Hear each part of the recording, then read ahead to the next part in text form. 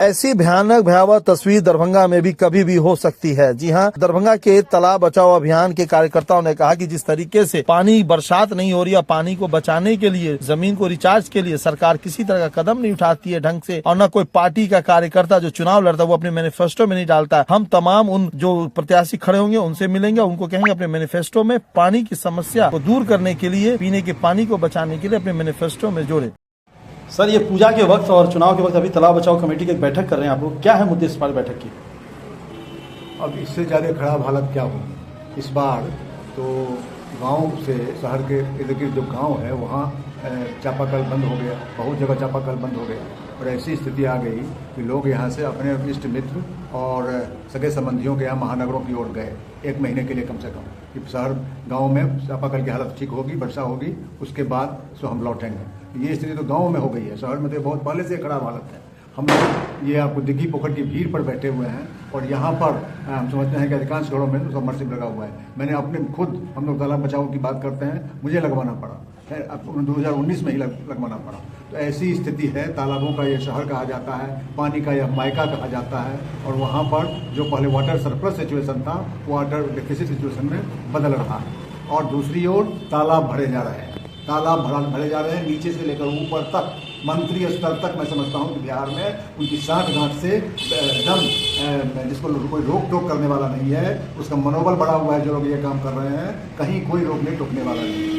ऐसी हालत में जो हमारा भविष्य है वो और भी खराब होने जा रहा है। पानी को लेकर के पेयजल की भयंकर समस्या है, अंडरग्राउंड वाटर का रिचार्ज की भयंकर समस्या है। तो आगे आने वाला भविष्य कैसा होगा इसकी आप कल्पना कर सकते हैं। किसी भी जितने भी राजनीतिक दल हैं, सबसे हम लोग यह प्रश्न रखना चाहते हैं कि आपके एजेंडा में जल संरक्षण कहाँ है, तालाबों का संरक्षण कहाँ है? आप इस पर जवाब दीजिए। और कहने को तो डेमोक्रेटिक सेटअप है, डेमोक्रेटिक पार्टी है, जनता की जो आकांक्षा है उसको ये रिप्रेजेंट करते हैं, लेकिन सच्चाई जो है उससे कहीं दूर है।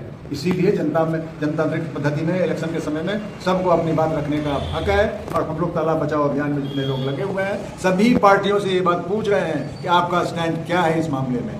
क्या नाम है सर? विद्यानाथ झा। लगातार जिस तरीके से आप लोग लड़ रहे हैं तालाब के लिए, दरभंगा की तालाब के लिए, मिथिला की तालाब के लिए, और ये अभियान पूरे बिहार में भी लड़ रहे हैं, high court, supreme court, NGT, सब जगह जा रहे हैं, डीएम, एसपी सब के यहाँ जाते हैं। कई बार आप लोग पे हमले भी हुए हैं। लेकिन सवाल होती है कि दरभंगा की जनता के लिए क्या मैसेज है, क्योंकि इस बार उनके पास बहुत बड़ा अधिकार है, और पार्टियां इसको क्यों नहीं लगाती हैं? जैसे हर चीज़ का यहाँ पे एक कानून है, तालाब को बचाने के लिए कानून क्यों नहीं है? ये तो सरकार इसका जवाब देगी कि तालाब को बचाने के लिए कानून है क्यों नहीं। पदाधिकारी द्वारा जो है इस पर अमल दरामद नहीं किया जाता है। कानून तो है, सारी चिट्ठियां हम लोगों के पास मौजूद हैं, बिहार सरकार से लेकर सेंट्रल सरकार तक की। अभी कल मतलब कि कल या परसों जो है डीएम साहब ने मीटिंग बुलाया था, तो डीएम साहब ने कहा, आपने जनता की बात कहा उसी पे करें। डीएम साहब ने प्रेशर देके 6-7 मरतबा कहा, एक बार 2 बार नहीं, कई मरतबा कहा कि आप किसी भी घर में 4-5 बार जाएंगे और उनको वोट गिराने के लिए प्रोत्साहित करेंगे, तो 4-5 बार जाने के बाद ऑटोमेटिक है कि ना गिराने भी जाने वाला कहेगा, अरे यार 5-7 बार आ गया, चलो गिरा ही देते हैं, भले वो किसी को। ये हमारे डीएम साहब ने 5-7 बार हम लोगों को जो है बात किया है कि आप लोग इस तरह, तो हम लोग वो उसी तरह से जनता के बीच अपनी आवाज़ पहुँचा रहे हैं। और पानी की जो दिक्कत हो रही है, और जनता ऐसी बात नहीं कि समझेगी, और वो हम लोगों के साथ आएगी, कदम में कदम मिला के लड़ेगी। एक बार नहीं, 1000 बार कहेंगे, लड़ेगी। चुनाव के वक्त जिस तरीके से हर विभाग का इस्तेमाल करते हैं प्रशासन के बड़े अधिकारी, क्यों नहीं तालाब बचाने से जैसे के बड़े अभियान को लेकर के इसी तरह का अभियान भी चलना चाहिए, डोर टू डोर चलना चाहिए, ताकि कोई सरकारी तालाब ना भरे, कोई बड़ा अपना भी प्राइवेट तालाब ना भरे?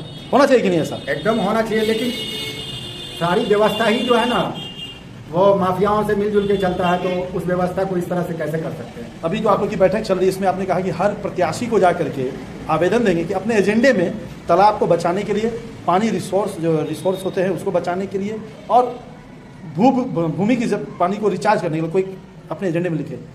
बिल्कुल, हम लोग जो है सारे जितने भी कैंडिडेट खड़े हैं, जो भी पार्टी से खड़े हैं, मैं उनके पास भी और मैं जनता के पास भी, आज से नहीं जब से हम लोगों का ये कमेटी चल रहा है, जनता के बीच जा रहे हैं। जनता भी जागेगी एक दिन, और ये पॉलिटिकल पार्टी भी जाएंगे, क्योंकि पानी की दिक्कत हमको ही नहीं है, उनको भी होगी। ये नहीं कि हम ही को होगा, आज जो क्राइसिस पानी का हो रहा है तो ये नहीं कि हम ही को हो रहा है, उनको भी होगा। तो आएंगे ही, जब हम लोग का काम है जगाना, और जब जगाएंगे हम लोग तो इंशाअल्लाह अल्लाह की जात से उम्मीद है कि जागेंगे ही, जनता भी जागेगी और नेता भी जागेंगे। और वो माफिया नहीं जाएंगे जो माफिया तालाब भरते हैं? माफिया जागेंगे क्यों? माफिया तो उनको भी तो पानी चाहिए, उनका भी तो परिवार होता है। नहीं, माफिया नहीं जागेंगे। माफिया को तो हरा हरा नोट नजर आता है, वही खा लेंगे, वही पी लेंगे। हाँ, वही को खाएंगे, वही को पिएंगे। उनकी तो दुर्दशा होगी ऐसी कि भगवान देखेगा, अल्लाह देखेगा उनकी। क्या नाम है आपका? हमारा नाम मोहम्मद तासीम नवाब हुआ, तालाब बचाओ अभियान कार्यकर्ता।